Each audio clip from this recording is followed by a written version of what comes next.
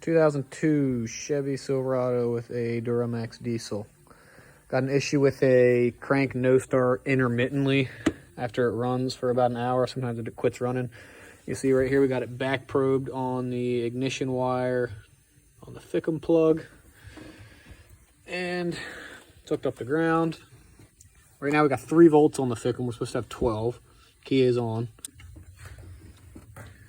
Pull this relay out. You'll hear it click. Only has 3.5 volts.